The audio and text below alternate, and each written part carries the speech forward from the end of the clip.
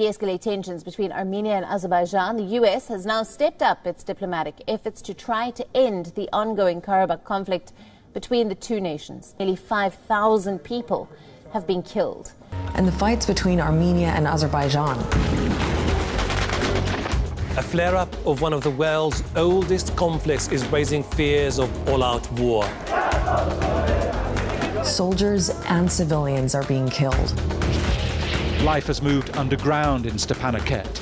Once the machine of war has started, it gets incredibly dangerous. These two sides have very long-range weapons. So why are they fighting? Assalamualaikum warahmatullahi wabarakatuh. Waalaikumsalam warahmatullahi wabarakatuh. Selamat malam, Bapak Said Nur Prasetyo SHMH dan teman-teman semua. Di sini kelompok 7 akan melakukan presentasi berkaitan dengan kejahatan perang dengan saya sendiri, Isma Novalia, NIM 2018-213. Kemudian Saya Syahra Ramadhani, NIM 2018-223. Saya Ki Marifah Kusumawardani, NIM 2018-065. Saya Wahyudi Raini 2018-523. Kamu dulu. Saya Mainanda Sadrina NIM 189. Dan saya yang terakhir Ifrat Segani, NIM 2018 sampai 196.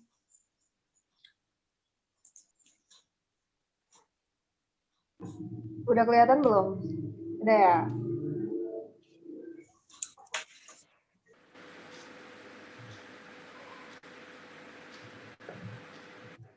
Baik, baiklah, hari ini kita akan mempresentasikan tentang kejahatan perang dengan membawa kasus posisi Armenia versus Azerbaijan oleh kelompok 7. Seperti yang telah diterangkan tadi, ini anggota dari kelompok 7 itu sendiri. Kemudian pada presentasi kali ini akan dibagi menjadi 2 bagian, yaitu menjelaskan kejahatan perang itu sendiri, dan bagian kedua menjelaskan tentang perang yang terjadi di antara Armenia dan Azerbaijan. Untuk definisi kejahatan perang akan diterangkan oleh teman saya, Eki, silakan. Ya, di sini definisi kejahatan perang sendiri yaitu salah satu jenis tindak pidana internasional di mana merupakan pelanggaran terhadap hukum dan kebiasaan perang.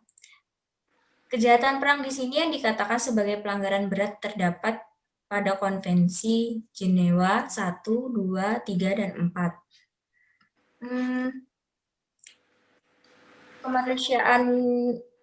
Konvensi Jenewa ini dikenal dengan hukum kemanusiaan dengan konflik bersenjata dan bertujuan untuk melindungi warga sipil maupun tentara yang tidak dapat mengikuti perang tersebut.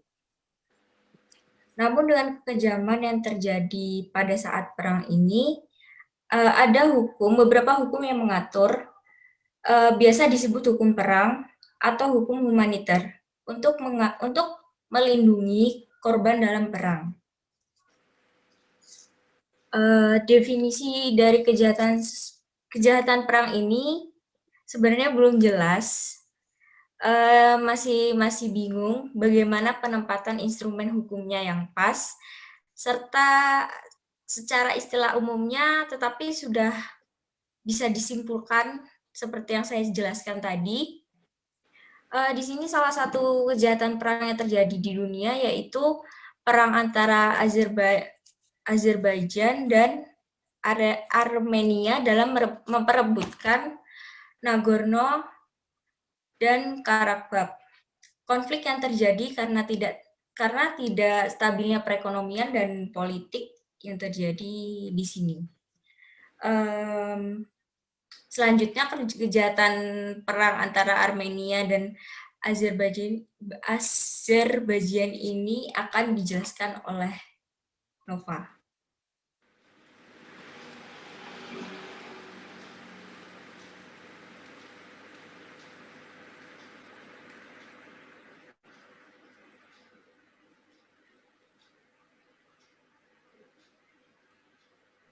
Baiklah, untuk selanjutnya mengenai unsur-unsur kejahatan perang akan dijelaskan oleh Mainanda. Silakan.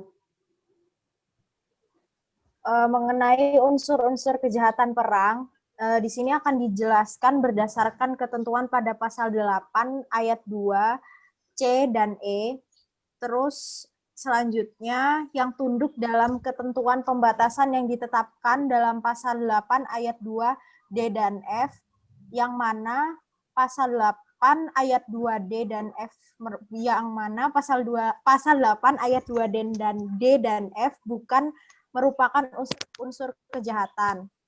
Selanjutnya pasal 82A, yang di sini saya akan menjelaskan beberapa saja karena ada banyak sekali, yaitu yang pertama, kejahatan perang berupa pembunuhan yang dilakukan dengan sadar.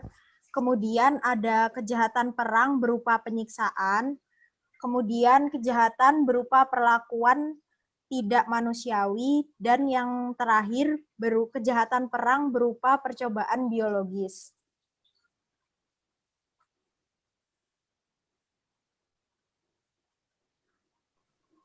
Baiklah, untuk selanjutnya instrumen hukum akan diterangkan oleh Eva Raj. Waktu berempat dipersilakan. Oke, makasih. Di sini saya akan menerangkan instrumen hukum dalam kejahatan perang Armenia vs Azerbaijan ya. Di sini instrumen hukumnya salah satu kejahatan internasional yang wewenang investigasinya di bawah yurisdiksi International Crime Court atau ICC dengan kewenangan proprio motu atau inisiatif diri yang diberikan oleh Statuta Roma kepada Office of the Priest pasal 5 dalam Statuta Roma. Di sini ada peraturan Den Haag juga tahun 1907. Terus ada Konvensi Jenewa 1949. Lalu ada Statuta dan Deklarasi. Di sini saya akan membacakan Konvensi Jenewa tahun 1949. Yang pertama berisi poin-poin. Yang pertama, Konvensi Jenewa 1 itu untuk perbaikan keadaan yang luka dan sakit dalam angkatan bersenjata di medan pertempuran. Serta yang kedua, Konvensi Jenewa yang kedua itu untuk perbaikan keadaan anggota bersenjata laut yang luka, sakit, maupun korban karam. Poin yang ketiga, Konvensi Jenewa mengenai perlakuan tawanan perang. Serta yang terakhir, mengenai perlindungan orang sipil di kejahatan perang. Lalu, apa sih peran hukum dalam pidana internasional dalam kejahatan perang? Itu secara intinya, itu bisa dilihat dari mengenai warga sipil yang meninggal dalam kejahatan perang tersebut, serta dapat dilihat dari hubungan hukum pidana internasional sendiri dengan hukum perang, yaitu konvensi yang ada pada hukum internasional hanya sekedar menampilkan perintah atau larangan saja. Dengan kata lain, norma itu sendiri berisi konveksi-konveksi dalam kejahatan perang, kemanusiaan, serta peran hukum internasional dapat dilihat dari dasar hukum bagi kejahatan, yaitu Konvensi Den Haag keempat tahun 1907 yang menyatakan bahwa penduduk sipil dan pihak-pihak berperang akan tetap tunduk pada perlindungan dan prinsip-prinsip pokok hukum internasional yang ditetapkan dalam kebiasaan bangsa-bangsa. Terima kasih. Baik, terima kasih Farad. Untuk selanjutnya masih ada instrumen-instrumen hukum lain yang akan dipresentasikan oleh teman kami Dewi. Persilakan. Perlindungan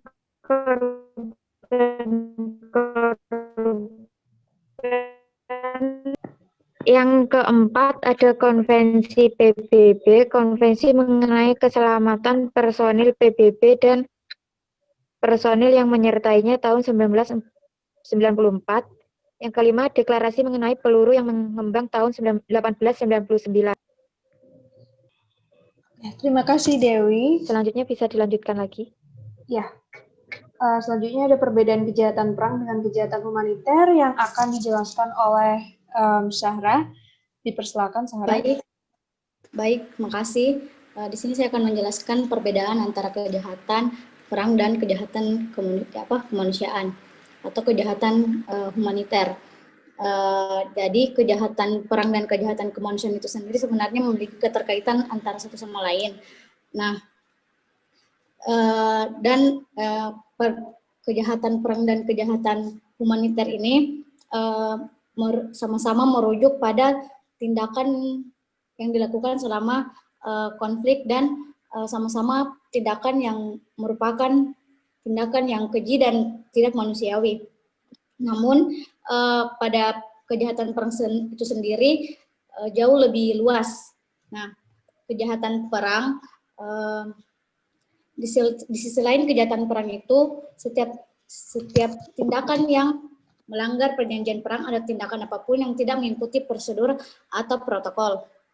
Nah, sedangkan kejahatan kemanusiaan suatu tindakan yang dimana selama perang atau sebelum perang yang kejahatannya itu menargetkan sekelompok orang atau sekelompok orang tertentu, baik itu karena ras, agama, atau orientasi politik atau orientasi politik.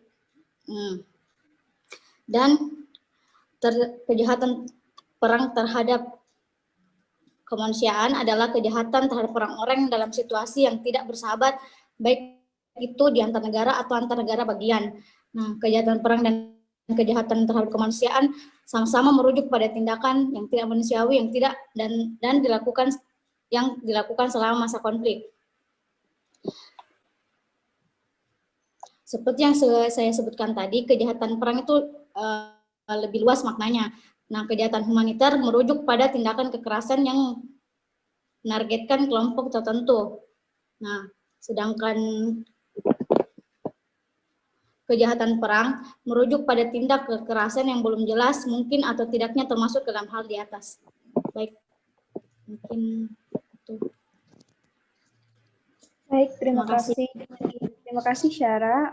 Untuk selanjutnya akan dijelaskan apa yang sebenarnya terjadi di Armenia sama Azerbaijan.